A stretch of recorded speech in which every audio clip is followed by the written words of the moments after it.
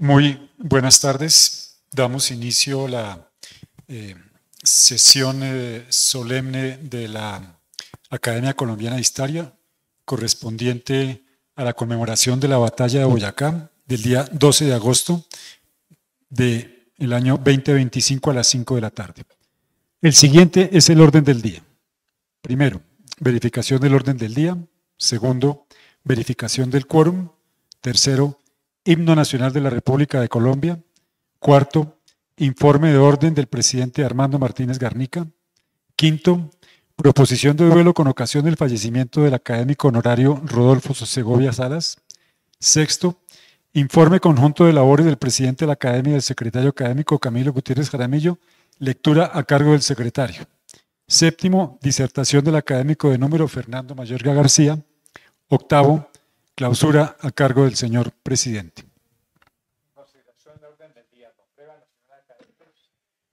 Muy bien, se encuentra aprobado el orden del día. Verificamos el quórum. ¿Tenemos más de 9 académicos? Sí, correcto. Tenemos entonces quórum para deliberar y decidir. Tercero, Himno Nacional de la República de Colombia.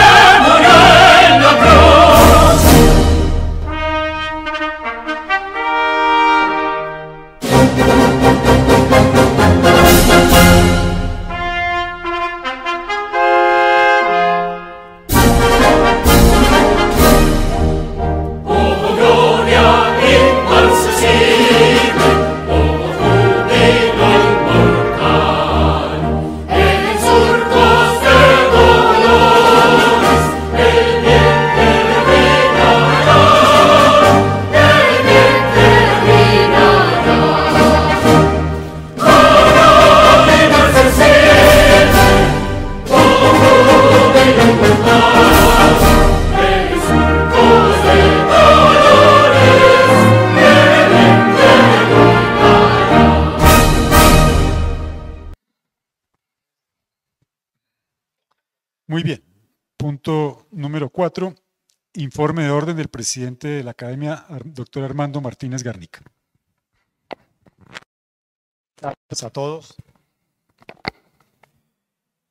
Esta sesión es especial, como lo han percibido por el himno nacional que acaban de oír, porque corresponde a una sesión conmemorativa de una fecha simbólica de la nación colombiana, que es el 7 de agosto de 1819. Lo que podría decirles hoy sobre esa fecha es que la historiografía que se ha cultivado en los últimos 20 años nos ha dicho que el 7 de agosto de 1819 no es el punto final de la campaña libertadora que se inició en la aldea de Mantecal, sino que es el comienzo de una administración militar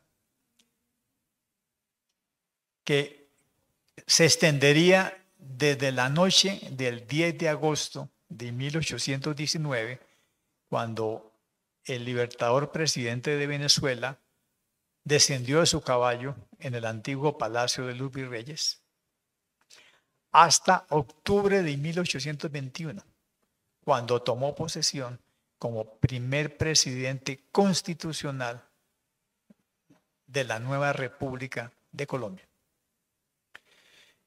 Durante esos más de 2 años, la administración militar estuvo regida por una consigna que divulgó Francisco de Paula Santander, general, vicepresidente del departamento de Cundinamarca, y José Manuel Restrepo, su colaborador y primer presidente de Colombia. Y la consigna decía: primero la independencia y después la libertad. Eso se corresponde con una administración militar de más de 2 años, con lo que ello significó: fusilamiento de españoles, expropiación de tierras y bienes de los españoles que huyeron por la vía de Honda, conscripción forzosa, empréstitos forzosos, conscripción forzosa de 5.000 negros esclavos de las provincias de Antioquia y Popayán. Y en general, un gobierno de mano dura aplicado por todos los generales que recorrieron la República, porque primero había que garantizar la independencia y solamente después de que empezó el gobierno constitucional, en octubre de 1821, bajo la Constitución de la Villa de Nuestra Señora del Rosario, de los Valles de Cúcuta, es que ahí sí se tuvieron que someter a la Constitución y garantizar las libertades ciudadanas. En correspondencia con ese cambio historiográfico, que muestra que el 10 de agosto es el inicio de la verdadera campaña de liberación de todas las provincias a sangre y fuego, es que en este momento están a punto de salir 2 nuevos libros de documentos que hacen referencia a esos 2 años de campaña militar. El primero, que es una coedición de nuestra academia con la Academia Antioqueña de Historia, es una colección de documentos del Archivo Histórico de Antioquia sobre la campaña militar de la provincia de Antioquia, dirigida por el general José María Córdoba. Esa colección había sido hecha hace muchos años, pero nunca fue publicada, a pesar de que ganó un premio en un concurso antioqueño y se recomendó que la publicara. Su autor ya falleció, pero gracias a que su hijo guardó esa colección de documentos, entre las 2 academias está a punto ya de salir de nuestra imprenta, en coedición, los documentos sobre la campaña militar que liberó la provincia de Antioquia después del 10 de agosto de 1819. Hace 2 años salió un gran documento bilingüe sobre la campaña del lago de Maracaibo, que en 1823 le dio a la República de Colombia su mar territorial, después de una campaña ardua en el Mar Caribe. Y en este momento también la Universidad del Cauca está preparando una reedición de las memorias personales del general José Hilario López como parte de la colección 200 años de la Universidad del Cauca.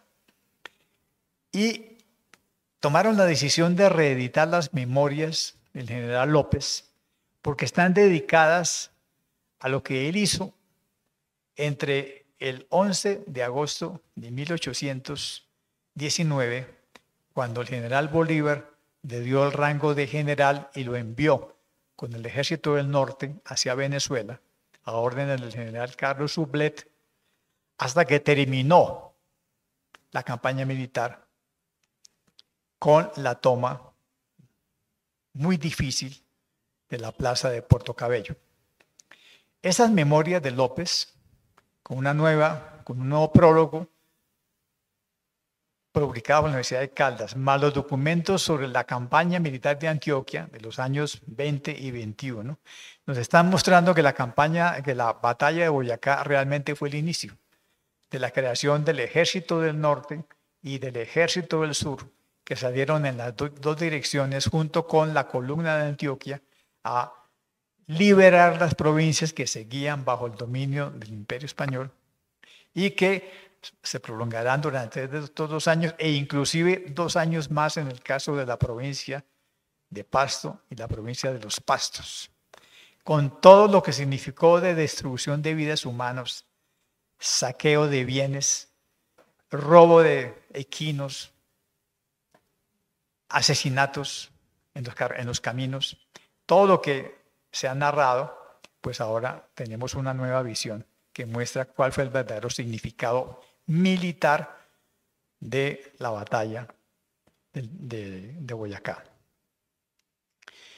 Pero la segunda cosa que nos ha mostrado la historiografía en los últimos 10 años es el significado político de la batalla de Boyacá.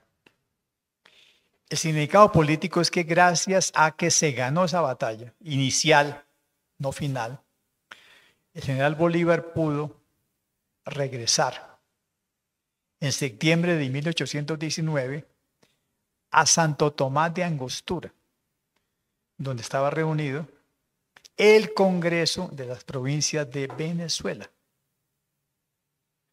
y convencer a los constituyentes de Venezuela que se olvidaran de la carta que ya habían aprobado para Venezuela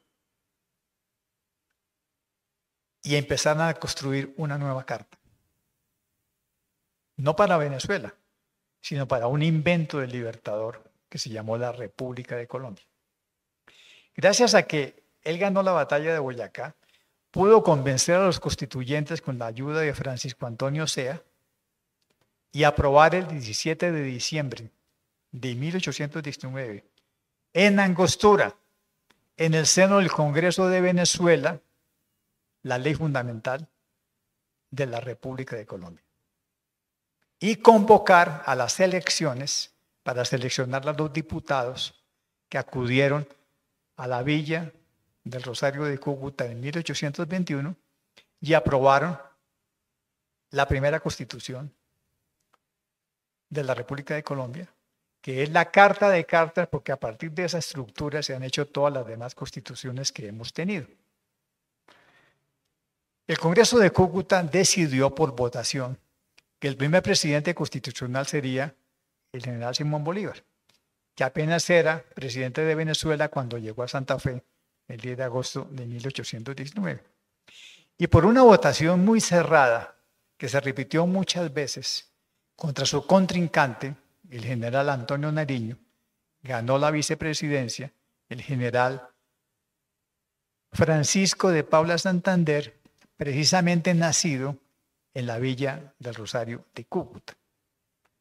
Así que la historiografía nos ha mostrado que el 7 de agosto de 1819, una fecha simbólica, día patriótico, día de fiesta nacional, significó el comienzo de una administración militar que durante 2-3 años liberó todas las provincias, sacándole a cada provincia sus recursos económicos, sus hombres, sus mujeres, su comida, para garantizar la independencia, pero también empezó el proceso que llevó a la Constitución de la República de Colombia, que es el fruto político real que produjo el inicio de esa campaña libertadora, que solamente va a terminar cuando caiga el fuerte de Puerto Cabello. Entonces, por eso es que hoy recordamos ese día tan especial, porque luego se decidió que sería fiesta nacional y por eso hoy lo hemos conmemorado con el himno nacional. Eso es cuanto puedo decirles en este discurso de orden sobre el nuevo significado que la historiografía le ha asignado a la fecha del 7 de agosto de 1819. Muchas gracias.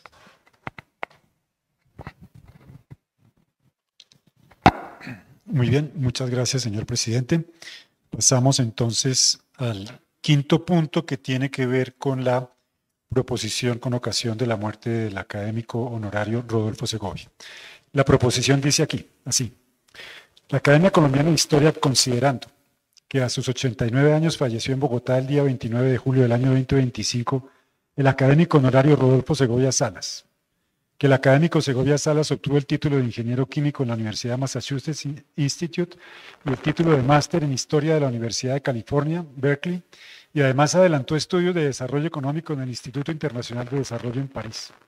Tercero, que el académico Segovia Salas fue presidente de Petroquímica Colombiana, de Propilco y además presidente de la empresa colombiana de petróleos Ecopetrol.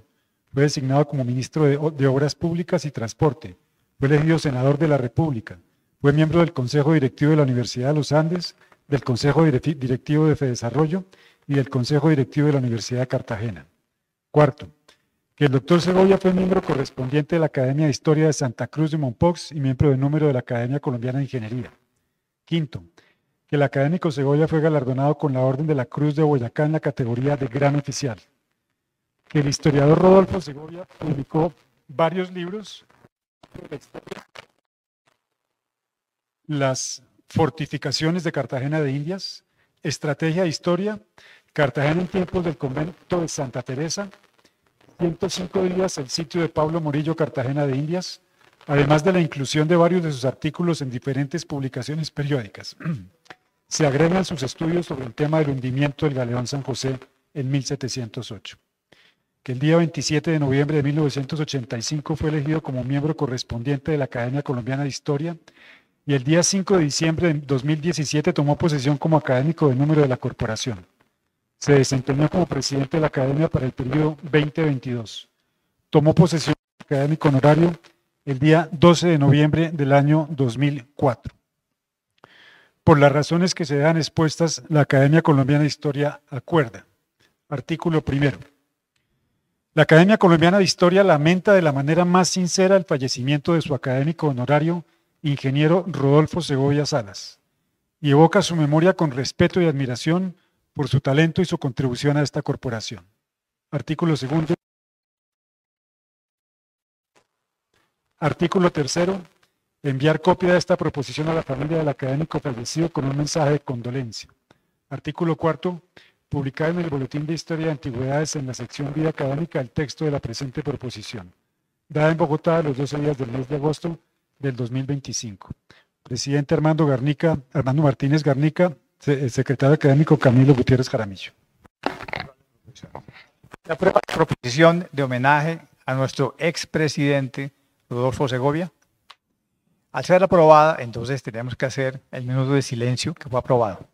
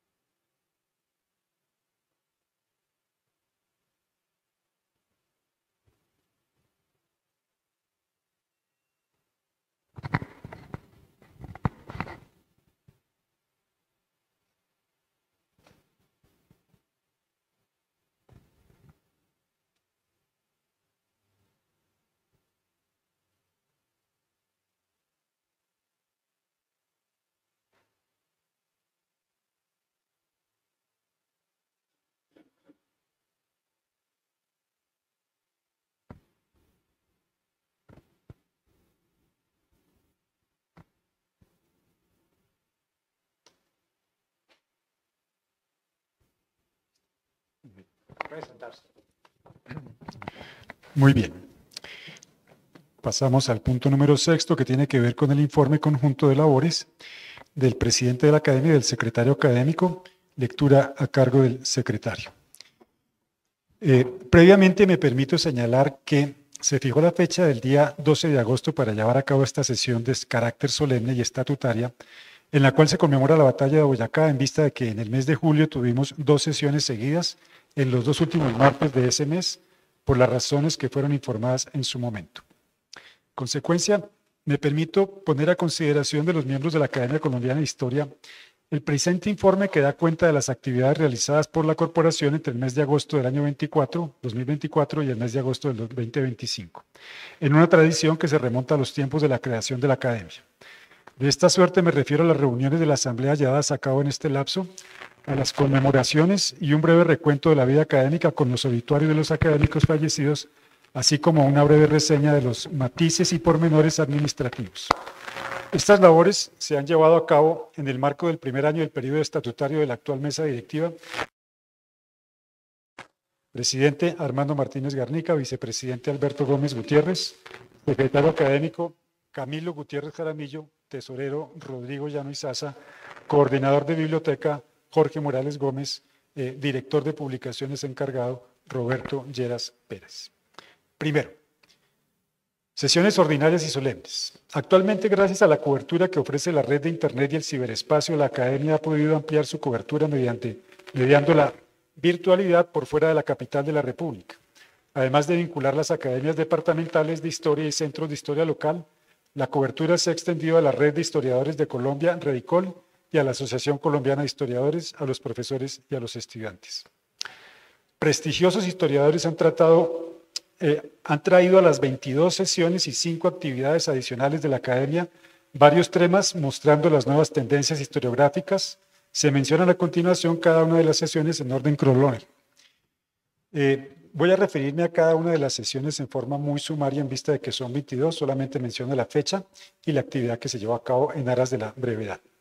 Entonces, el 6 de agosto del 2024 se llevó a cabo el acto de posesión de los miembros de la mesa directiva. En esta sesión, el académico Marcos González pronunció un discurso sobre el 7 de agosto en Colombia, conmemoración de una batalla o fiesta nacional. La siguiente, 20 de agosto del 2024, en la cual el académico de número Fernando Mayorga García disertó sobre el resguardo indígena de Busbanzá. Martes 3 de septiembre del 24, la académica correspondiente doctora Lidia Inés Muñoz disertó sobre el tema Don Agustín Agualongo y el disenso político de Pasto. Martes 17 de septiembre del 24, el académico de número Efraín Sánchez Cabra da una disertación sobre historia cartográfica de la cuenca del río Magdalena. Sesión del 15 de octubre del 24, entonces se llevó a cabo un conversatorio sobre el presidente Eduardo Santos y la creación del Instituto Etnológico Nacional. Participaron los académicos Roberto Pineda, Roberto Lleras Pérez, el catedrático Álvaro Hernández y Bernardo Recamán. El día 22 de octubre del 24 se llevó a cabo el acto de posesión del doctor Jorge Conde Calderón como académico correspondiente.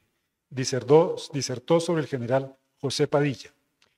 El día 12 de noviembre del 24 se llevó a cabo el acto de posesión del académico Rodolfo Segovia Salas como académico honorario, quien disertó sobre una rada en el Caribe, los primeros pasos. El 26 de noviembre del 24 se llevó a cabo un conversatorio que versó sobre el tema los 70 años del voto femenino en Colombia. Participaron la académica Jacqueline Blanco y el registrador Carlos Ariel Sánchez. Sesión ordinaria de la Academia de Historia del día 10 de diciembre del 24. Se llevó a cabo el acto de posesión de la doctora Natalia Silva como académica correspondiente, quien disertó sobre el tema Brujas e Inquisidores Nativos, extremos del lenguaje emocional, 1746-1764. El martes 28 de enero del 25 se llevó a cabo el acto de posesión como académico de número del doctor Óscar Almario, quien disertó sobre la historiografía revisionista del suroccidente colombiano. El día 11 de febrero del 25 se llevó a cabo la posesión como académico correspondiente del doctor José Ángel Hernández, quien disertó sobre Colombia y la Segunda Guerra Mundial. El día martes 25 de febrero se llevó a cabo la sesión sobre informe de ejecución presupuestal del año 24, proyecto de presupuesto y aprobación del informe de gestión. El día martes 11 de marzo del año 25 disertó el académico correspondiente Álvaro Garner Posada sobre el tema 5 temas colaterales a la batalla de Ayacucho. El día 25 de marzo del 25, el académico de números Santiago Luque Torres disertó sobre un valle de españoles nombrado Subachoque. El día martes 8 de abril, en la cual disertó el académico de número Camilo Gutiérrez Jaramillo sobre el tema Ocaña, 1828, una convención frustrada. El día 29 de abril, en la cual disertó el académico de número Rodrigo Llano y Sasa sobre el extraño señor Núñez. El día martes 13 de mayo, en la cual disertó el académico de número Armando Martínez Garnica sobre el tema Historia de las políticas de la Armada colombiana. El día 27 de mayo, en la cual disertó el académico correspondiente Karl Langebeck sobre el tema Antes de Colombia. El día 10 de junio, en la cual se llevó a cabo la presentación del libro La profesionalización de la historia de Colombia, a cargo de los académicos correspondientes Alexander Betancourt y Renzo Ramírez. Siguiente fue el 24 de junio del 25, en la cual se presentó la disertación a cargo del académico de número Joaquín Viloria de la Hoz sobre Santa Marta, 500 años, Rodrigo de Bastidas. El día 22 de julio del 25, en la cual tomó posesión como académico correspondiente el doctor Felipe Cárdenas Arroyo, con una disertación sobre el tema Museos y personajes históricos, fragmentos de historia a través de la colección arqueológica y etnográfica del Museo Peabody. Y el día 29 de julio del 2025, en la cual tomó posesión como académico correspondiente extranjero el doctor Manuel Chust, quien disertó sobre muchas bayonetas en un mar de letras, eclosión onceañista y pugnas doceañistas. Los videos de estas sesiones están disponibles en el canal de la Academia en la plataforma YouTube. Segundo, los académicos. La composición de los integrantes de la Academia ha registrado modificaciones con el ingreso de nuevos miembros. Actualmente la comisión de candidaturas se encuentra compuesta por los académicos Albeiro Valencia Llano, Roger Pita Pico y Fernando Mayorga García. Es de destacar la labor de la comisión que aprobó las candidaturas de José David Cortés Guerrero, Ricardo Rivadeneira, César Rivas Lara y José Miguel López. En este periodo tomaron posesión como académicos correspondientes Felipe Cárdenas Arroyo, José Ángel Hernández, Manuel Chuscalero, Jorge Conde Calderón, Natalia Silva Prada. Además, fueron elegidos como académicos de número los doctores Álvaro Garner Posada y Álvaro Valencia Llano. Alonso Valencia Llano, me disculpo.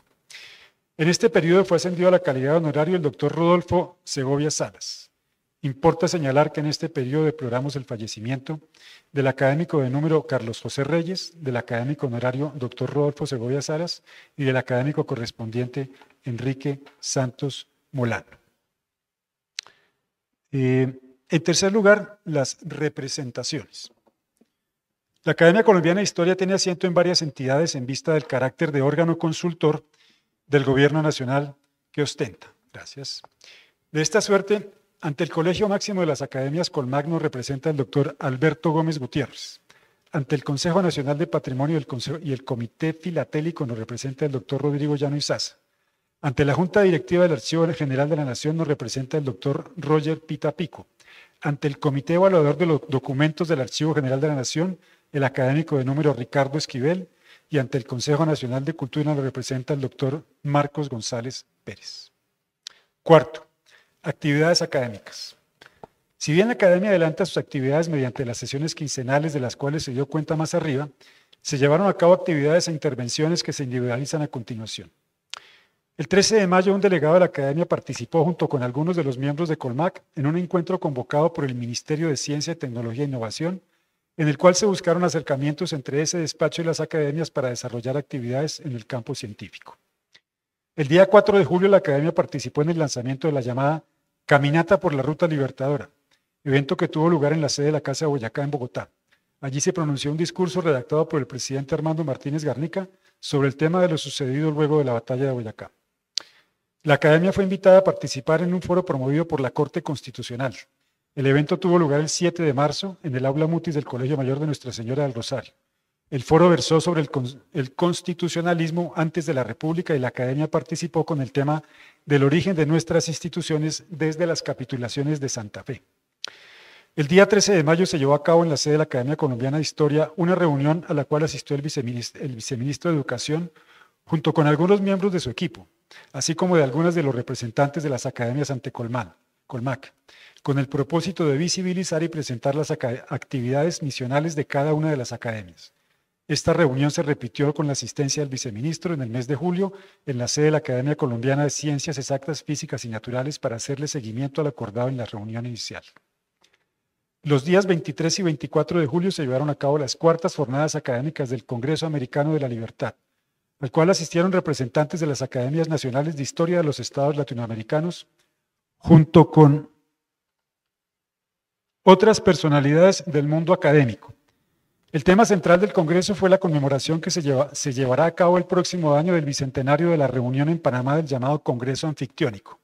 Asistieron y participaron 2 conferencistas de la Academia Colombiana de Historia y delegados de México, Honduras, República Dominicana, Panamá, Ecuador, Perú, Chile, Argentina, 2 del Instituto Panamericano de Geografía e Historia.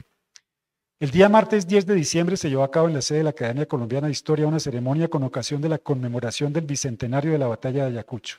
Se trata además de una sesión académica con la intervención de varios historiadores, el general Carlos Alberto Espinal, el académico de número doctor Gustavo Altamar, así como del mayor en retiro Blas Martín Cuesta.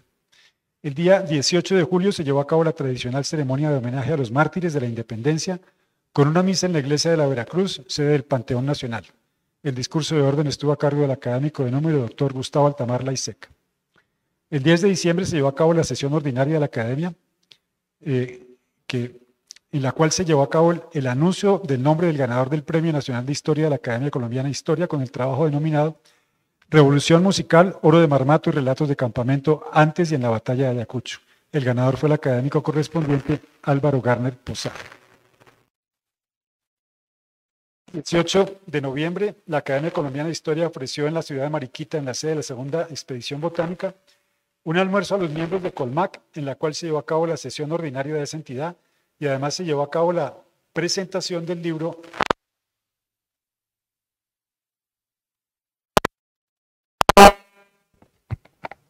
Muchas gracias, Oscar.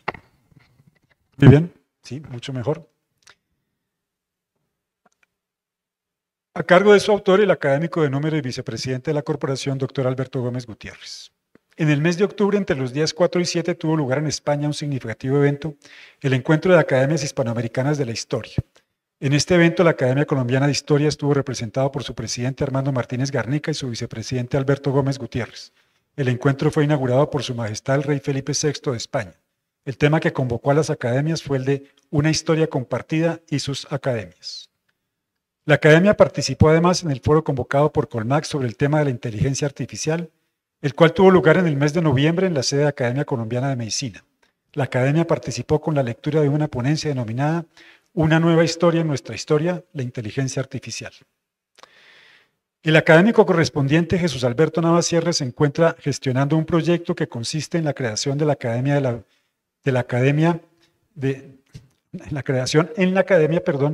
la llamada Biblioteca Histórica Digital Colombiana. Esto con el propósito de construir una plataforma digital gestionada por la academia en la que mediante el empleo de varias herramientas de inteligencia artificial de uso amigable, los académicos como cualquier interesado en el país o en el resto del mundo puedan hacer uso según diferentes niveles de complejidad o acceder a los acervos digitales disponibles. Muy bien, la Academia Colombiana de Historia fue invitada por la Escuela Superior de Guerra Rafael Reyes Prieto a la ceremonia de celebración del Día del Ejército con ocasión de la conmemoración de los 206 años de la Batalla de Boyacá. Allí se llevó a cabo un acto académico en el cual intervinieron los académicos de número Teniente Coronel Jorge Mauricio Cardona, quien disertó sobre la georreferenciación de la Batalla de Boyacá, y el académico de número Marco González Pérez, quien disertó sobre la significación del día 7 de agosto como fiesta nacional. Finalmente, la Academia Colombiana de Historia fue invitada por la Academia Nariñense de Historia a participar en el seminario sobre Pasto y las campañas del sur en la consolidación de la independencia, 1814-1826, en el mes de noviembre del año 24. La Academia participó con una ponencia sobre la participación militar de José Hilario López en el sur de Colombia. Quinto, ya próximo a terminar, gestiones administrativas. Importa señalar la destacada colaboración que le prestó a la Academia la doctora Marta Ayerbe, quien en este primer semestre adelantó la labor de registrar fotográficamente y a color la totalidad de las pinturas que integran la Pinacoteca de la Academia. Este valioso material que preserva digitalmente los óleos de los historiadores y personajes que contribuyeron con sus desvelos a lo que hoy es la Academia Colombiana de Historia, se encuentra catalogado y disponible en la página web de la Academia.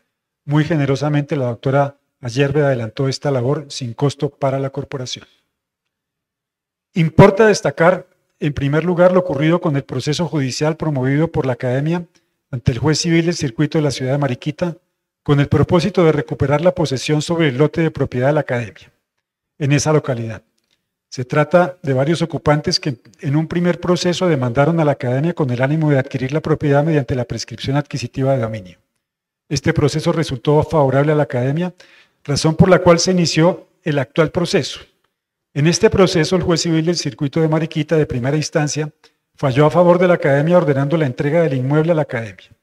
Contra este fallo, los demandados formularon un recurso de apelación ante el Tribunal Superior del Distrito Judicial de Ibagué. El día 29 de agosto recibimos la noticia de que el Tribunal de Ibagué decretó la nulidad de todo lo actuado en vista de una discrepancia que hubo al momento de contestar la demanda sobre la oportunidad de la misma en vista de un recurso que se encontraba pendiente. El efecto de la nulidad se traduce en que es necesario cursar nuevamente el trámite procesal en los mismos términos, razón por la cual es alentador el resultado nuevamente, o será alentador el resultado nuevamente. Por lo demás, el apoderado de la Academia fue designado en un cargo judicial, razón por la cual renunció, y nos encontramos seleccionando a un nuevo profesional que nos represente en este asunto. Además, en materia judicial se han presentado otras novedades. Se trata de una acción popular formulada por el señor Ulrico Lozano desde la ciudad de Ismina ante el Tribunal Administrativo del Chocó. El demandante pretende que la Academia sea condenada a llevar a cabo una sesión de desagravio frente a la población afrodescendiente, para lo cual asevera que la invisibilidad y marginalidad de los afrodescendientes es un asunto atribuible, entre otros, al olvido promovido por la Academia Colombiana de Historia. La demanda fue contestada en tiempo, en forma enérgica, y actualmente se surte su trámite. El demandante previamente había formulado un derecho de petición que igualmente fue contestado en tiempo. Finalmente, para la atención de los requisitos en materia de actualización y protección de datos ante la Superintendencia de Industria y Comercio, así como respecto de los requerimientos del Ministerio de Trabajo en materia de procesos de capacitación sobre el sistema de gestión de las normas de seguridad y salud en el trabajo y del plan de emergencias, se contrataron los servicios del ingeniero David Salamanca, quien se ha ocupado hasta el momento de este tema. Hasta aquí el informe del secretario. Tenemos un informe relativo al tema de las publicaciones.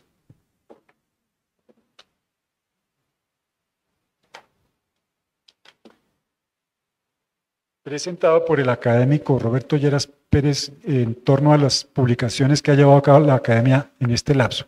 Voy a leerlo muy brevemente, sin detalles. Los libros son los siguientes. Fuentes para la historia de la guerra contra los indios pijaos.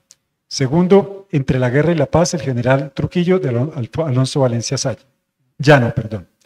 El libro Guerra, Imperio y Violencia en la Audiencia de Santa Fe, Nuevo Reino de Granada. El libro Auris Sacrafames, una década serena y apacible, de José Celestino Mutis, cuya autoría es del doctor Alberto Gómez Gutiérrez, en septiembre del año 24. El libro sobre la profesionalización de la historia, antecedentes, carreras e instituciones, en coedición con la Universidad Nacional y la Pontificia Universidad Javeriana, Alexander Betancourt y Renzo Ramírez. Libro Revolución Musical, Oro de Marmato y Relatos de Campamento antes y en la Batalla de Ayacucho.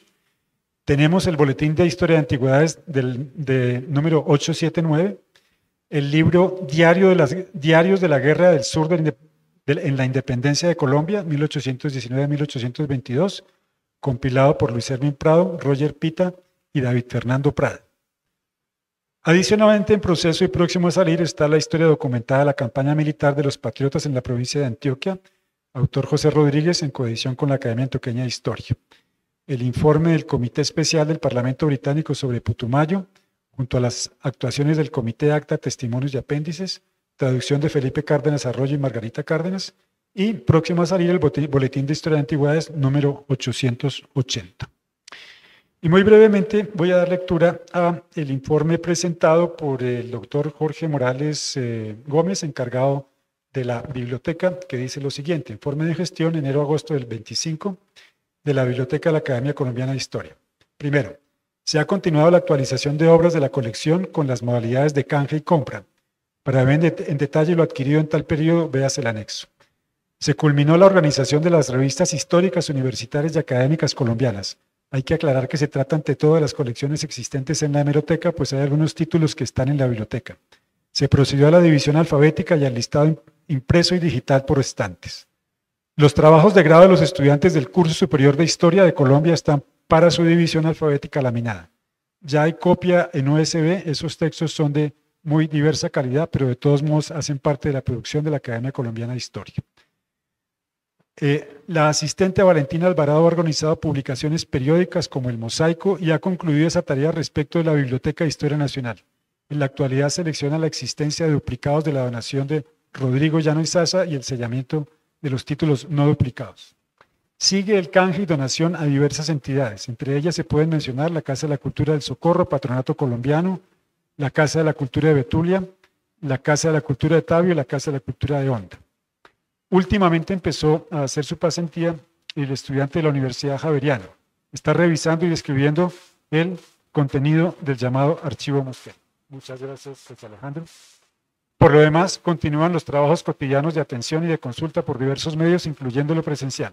Hay que anotar que en esta tarea, así como en otras, ha sido muy valioso el papel de Camilo Moreno, nuestro bibliotecario. Hasta aquí el informe. Muchas gracias a todos. Entonces, pasamos al punto número 7, que tiene que ver con la disertación del académico de número, doctor Fernando Mayorga García. Fernando, tiene la palabra.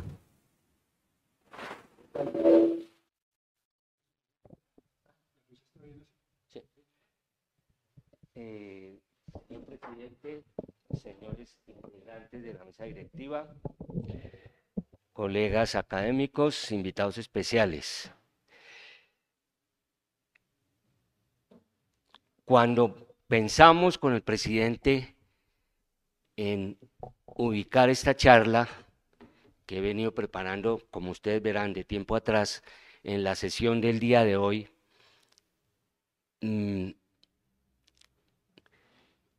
yo le dije que la figura a la que pienso referirme, Alfonso Jaramillo Guzmán, realmente fue tal vez la persona que me inició en las disciplinas históricas, tal vez de las manos de este hombre tan especial, como ustedes verán, aprendí yo qué fue la batalla de Boyacá, qué otros episodios importantes hubo en nuestra historia, y probablemente de su mano, hoy lo miro 50 años después, 60 años después, me encaminé hacia el mundo de la historia. Esta charla se titula Alfonso Jaramillo Guzmán, un educador antioqueño en Bogotá, 1905-1980. Era un día lluvioso, no recuerdo cuál, del mes de febrero de 1963. Yo llegaba por primera vez al Colegio Grande después de cursar kinder, preparatorio y primero elemental en un colegito de mi barrio, el Jardín Infantil Modelo, regentado por doña Celia de Chica, una mujer formidable de quien conservo un inmejorable recuerdo. En este jardín me sentía importante y grande, especialmente en primero elemental, cuando celebramos la fiesta del 100 y la de ping-pong. Recuerdo aún a Leonardo Rojas, quien pasó conmigo al Colegio Grande, y a Dagmar María Correal Foster, tal vez la primera de las innumerables mujeres en las que he posado mis ojos, a quien afortunadamente no le he perdido la pista. Ese día de febrero, por lo menos lo sentía así, la vida en serio había comenzado. A mi lado pasaban muchachos grandes que me inspiraban desconfianza, tal vez miedo. Y para refugiarme, para sentirme seguro, no tuve recurso distinto que colocarme al lado, casi encima de mi nuevo rector, don Alfonso Jaramillo. Donald lo llamaban grandes y chicos, Donald le dijimos siempre. Ese hombre de hablar pausado y mirar amable era para mí la seguridad, la confianza que necesitaba. Por ello, al concluir cada clase, yo no fui a jugar con mis compañeros, sino que corrí a refugiarme a su lado, a tomarle su mano. El paciente aceptó sin chistar ser mi refugio todo ese día, que para mí fue interminable y que hubiera resultado insoportable sin su presencia. En el recreo largo, que comenzaba a las 1:30 de la tarde, inmediatamente después del almuerzo, lo acompañé a recorrer el colegio, a mirar que todo estuviera en orden, lo que siguió haciendo mientras vivió. Durante su caminata fumaba pipa, me miraba amablemente y me explicaba no sé qué cosas. Más que los temas, recuerdo que su voz me tranquilizaba profundamente, me quitaba el miedo, me devolvía la confianza. Tomar su mano fue definitivo ese día, lo adoré desde entonces y me propuse imitarlo en lo que pudiera. Tal vez lo he hecho en algunas cosas. Sigo añorando tener su bondad y su tranquilidad, su generosidad infinita y su vocación de servicio. Este hombre, mi segundo padre, nació en 1905 en Abejorral, municipio al suroriente del departamento de Antioquia, situado a unos 100 kilómetros de Medellín, su capital. Fueron sus padres Miguel Jaramillo Baena y Cándida Rosa Guzmán Izaza, quienes conformaron un hogar que compartieron con sus 12 hijos. En el texto, que espero puedan ver ustedes publicado en la revista de la corporación, voy engarzando la vida de él con los momentos políticos que se vivían en ese momento en Colombia. La lectura de estos momentos no la voy a hacer en este momento porque no vale la pena. Lo que sí quiero decir es que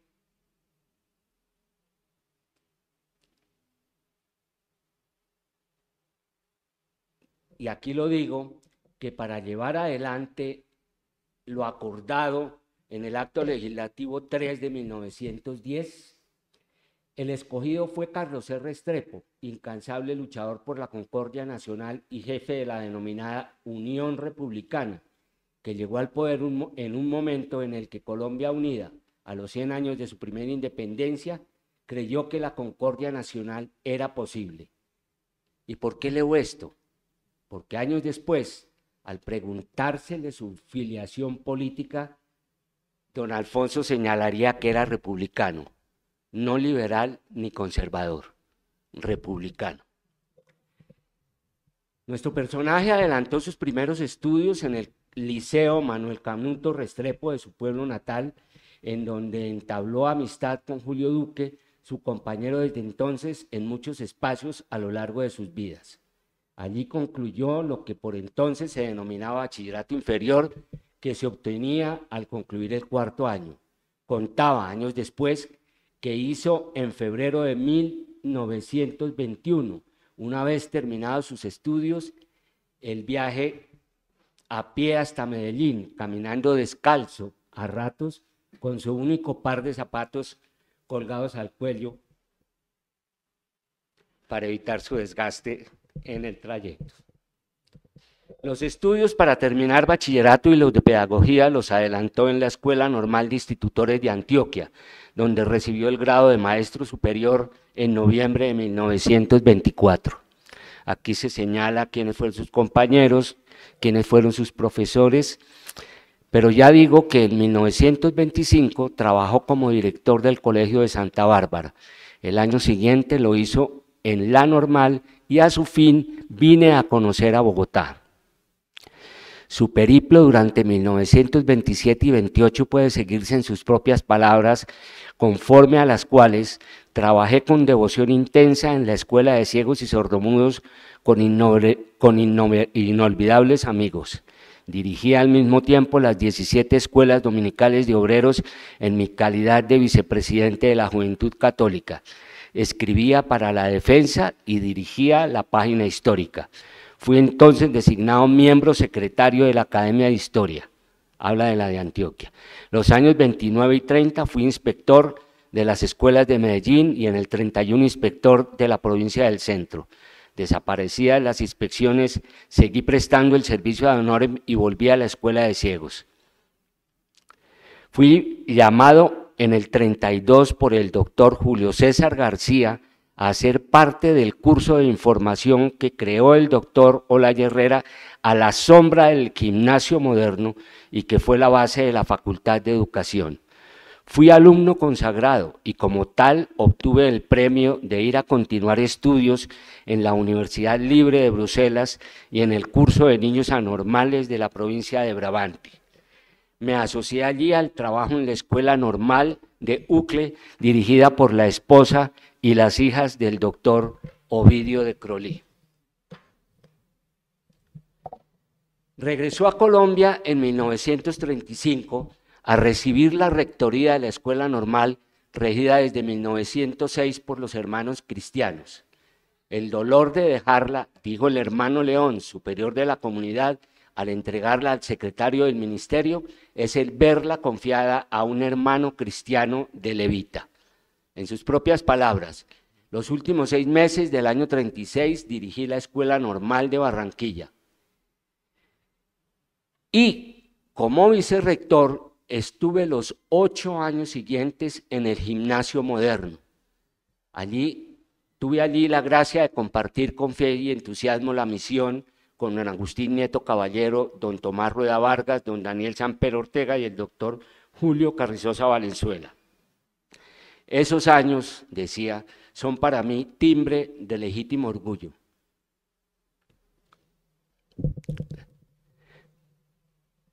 Don Alfonso se mantendrá en el gimnasio moderno hasta finales de 1944, cuando se retiró para atender la invitación que le había hecho su amigo de todas las horas, Julio Duque, para dirigir con él un colegio pequeño que iniciaría estudios de bachillerato a comienzos de 1945.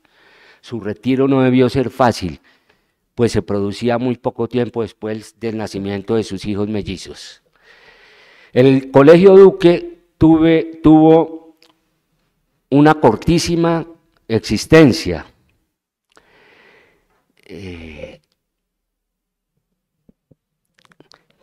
En sus textos, en sus memorias, en sus escasos líneas que habla de su vida, dice don Alfonso: dificultades que no son del caso referir, determinadas por injusta persecución a don Julio y cuya causa abracé, determinaron el cambio de nombre por el de Colegio Alfonso Jaramillo que lleva hasta el presente. La mayoría de los padres de familia vislumbró la injusticia que se cernía sobre el Colegio Duque al quitársele el edificio donde funcionaba y retenérsele sus propios y legítimos haberes, y se aprestó a su defensa. La esposa de Julio Duque fue la fundadora de este colegio de niñas que está entre la 70 y... este colegio de niñas que queda entre la 11 y la 13 y la 79 y la 81, el gimnasio, bueno, no, doña Celia Duque, el nuevo gimnasio. Entonces hubo una pelea y calculamos que es de esa pelea se fortaleció doña Celia, que pudo sacar adelante su colegio, que sigue vivo, pero murió el colegio Duque. Entonces don Julio habla con don Alfonso y eso hace que se pueda rescatar ese colegio que habían fundado en el año 45. Bueno, el nuevo plantel inició sus labores en la casa de la carrera novena número 7344, en medio de grandes dificultades en cuanto a adaptación y angustia de espacio y de dinero. Bueno, los padres de familia fueron definitivos en esta etapa, pero ellos persistieron y en 1950 fueron aprobados los estudios hasta el 6º de bachillerato y el informe de los inspectores nacionales destacaba en letras mayúsculas: el colegio Alfonso Jaramillo hace honor a la República. Entonces se aprobó 6º en 1950 Y aquí tenemos la lista de los bachilleres de ese año. No les voy a dar sin un nombre: Fidel, Cano y Sasa. Bueno, el texto sigue recogiendo la lista de los bachilleres de todos y cada uno de los años. Entonces, la primera promoción fue la del 50, 51, etcétera. Aquí seguimos hablando de la situación nacional y lleguemos al año 55, en que finalmente ya no se puede seguir en la Casa de la Carrera con novena con calle 73. Los padres de familia hacen un aporte y se puede comprar en la finca La Britalia un lote donde se construye un colegio. Si ustedes pasan hoy por allá pueden ver esas edificaciones hoy vacías porque fueron entregadas al distrito en un negocio muy complicado y al cual no vale la pena referirse. Simplemente ese año 55 salió la primera promoción de la nueva sede situada en donde es hoy más o menos la calle 168, la urbanización Britalia. Entonces la primera promoción es la en esa nueva sede, es la del año 55, 56, 57,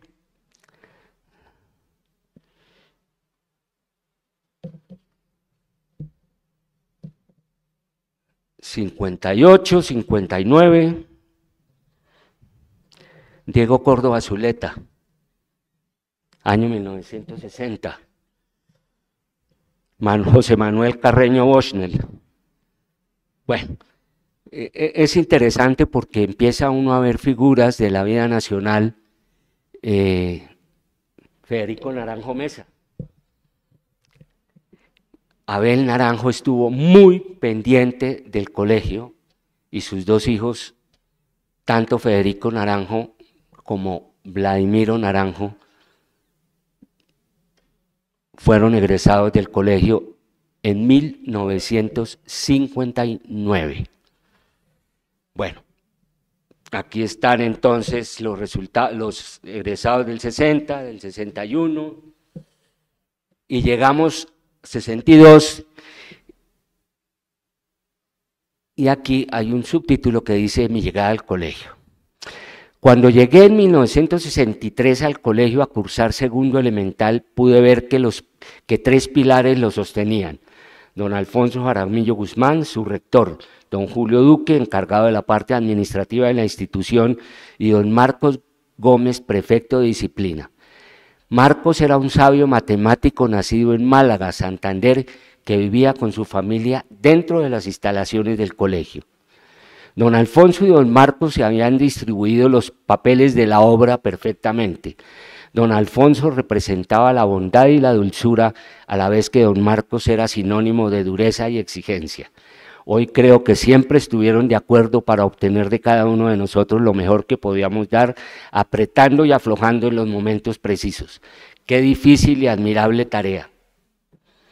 Además, cumplida en Bogotá, ciudad de las formas y las apariencias, el melindre y el engaño, cosas todas a las que siempre fueron ajenos.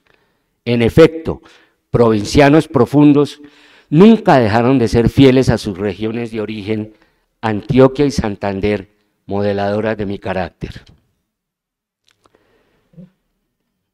Aquí viene la lista de quiénes fueron los compañeros que encontré cuando llegué al colegio. No puedo dejar de comentar, y lástima que en el auditorio no haya personas caucanas, que uno de ellos era de apellido Cerón San Clemente. Cerón San Clemente, de la élite caucana.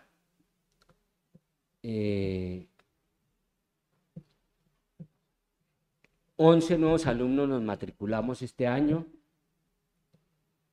Uno de ellos, Andrés González Díaz, a quien ustedes recordarán como ministro del presidente Gaviria. Señalo quienes terminamos bachillerato en 1972 y quienes nos acompañaron y hasta qué año. ¿Qué materias se cursaron?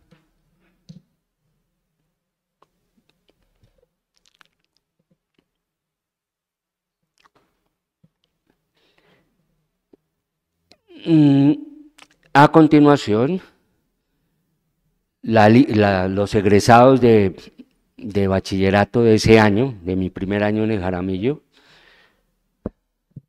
64.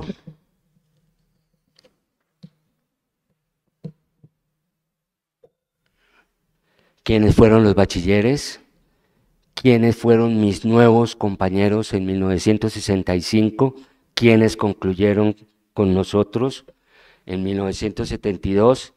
¿Quiénes fueron los bachilleres de ese año, 65?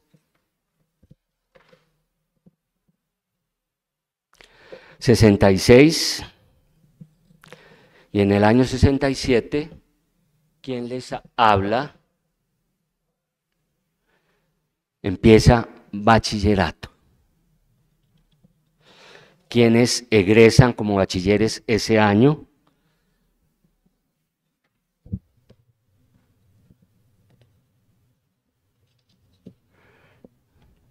¿Quiénes concluyen con mi promoción en 1972? ¿Quiénes egresan de bachillerato? 1970. Déjenme hablar algo de 1971. El pensum para quinto de bachillerato, el año más difícil que cursé en el colegio, fue trigonometría, castellano, francés, inglés, física, química, cívica, psicología, urbanidad, religión, dibujo, música y canto y educación física. En este año y en el siguiente el director de grupo fue don Alfonso Jaramillo. ¿Quiénes fueron los bachilleres en el año 71? Y a continuación, pues, nuestro último año, con algunas anécdotas que no vienen al caso.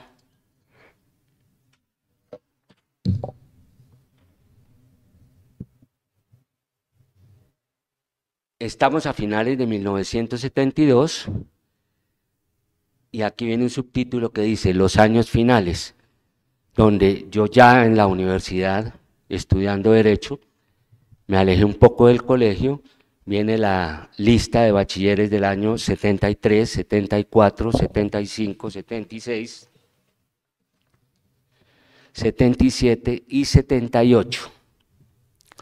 A finales de 1979 pasé por el colegio a despedirme de don Alfonso antes de viajar a España, concretamente a Pamplona, donde pensaba adelantar mis estudios de doctorado con don Ismael Sánchez Bella, uno de los más connotados historiadores del derecho indiano y a quien tuve ocasión de conocer en este salón,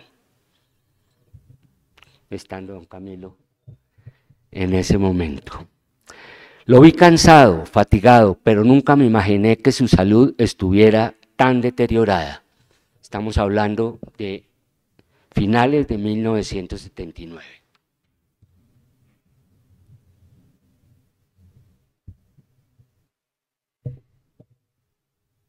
Yo tenía mi mesa en la Biblioteca de Humanidades de la Universidad de Navarra, donde adelanté el doctorado, una mesa muy grande para poner cuanto libro a uno se le ocurriera, y los conserjes nos dejaban las cartas encima de la mesa todas las mañanas. Recuerdo un día que abrí una carta de mi mamá, me enteré en Pamplona de su fallecimiento acaecido el lunes 25 de febrero de 1980. No pude evitar que las lágrimas afloraran a mis ojos. Recuerdo que entre mis lágrimas veía el monte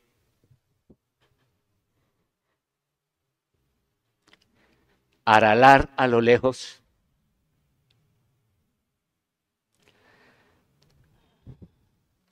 Cubierto de nieve como la cabeza de ese hombre formidable que un día tranquilizó mi angustia y mis temores, tomándome la mano.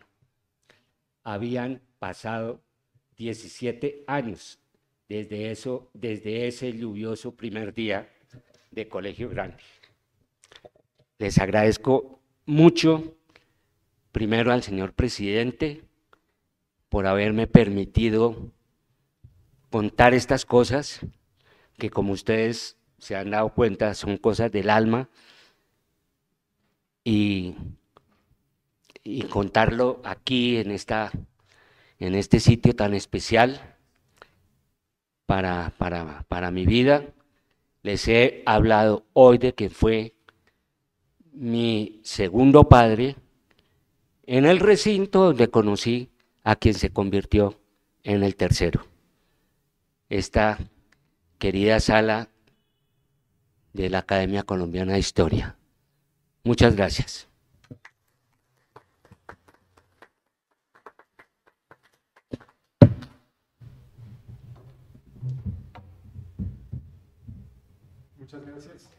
Muchas gracias, Fernando, por la intervención. Entonces pasamos al punto número 8, que tiene que ver con la clausura a cargo del señor presidente. Gracias.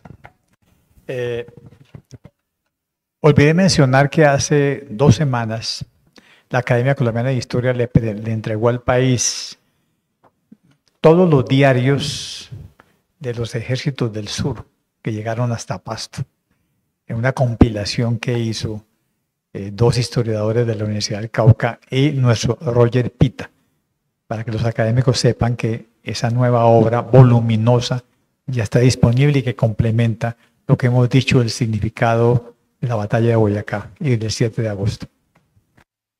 El informe que ha leído hoy el señor secretario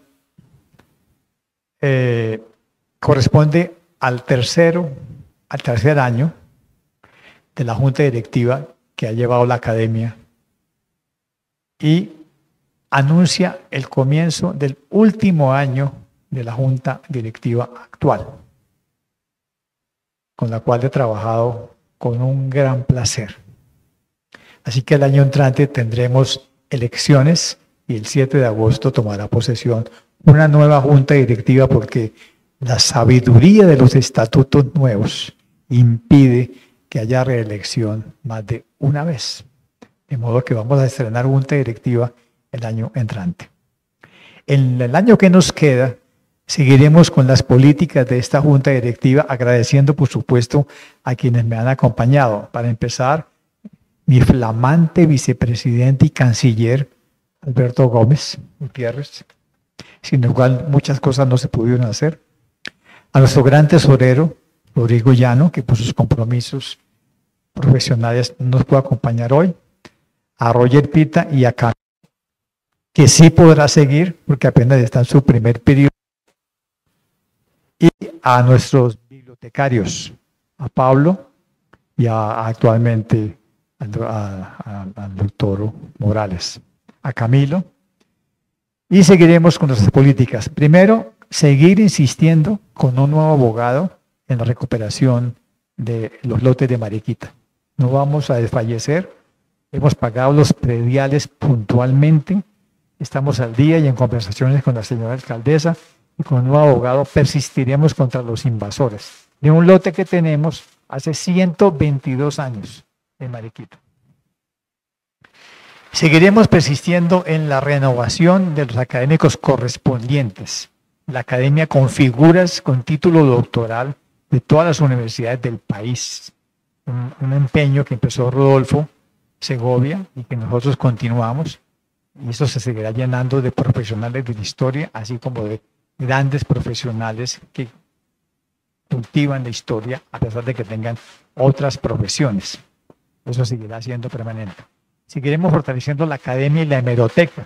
Ya se hizo la renovación de todos los muebles, también de la hemeroteca, y esperamos que la biblioteca sea como siempre quiso ser, la gran biblioteca del país, con nuevas donaciones y con nueva producción. Seguiremos con Rodolfo con Roberto Lleras, publicando permanentemente las nuevas producciones historiográficas. Una lista muy importante para la cultura del año. Así que al agradecer a toda la gente directiva, esperamos que este año todo lo que nos ustedes todas las cuestiones de información socialmente. Gracias a todos y con esto cerramos esta sesión. Muchas gracias.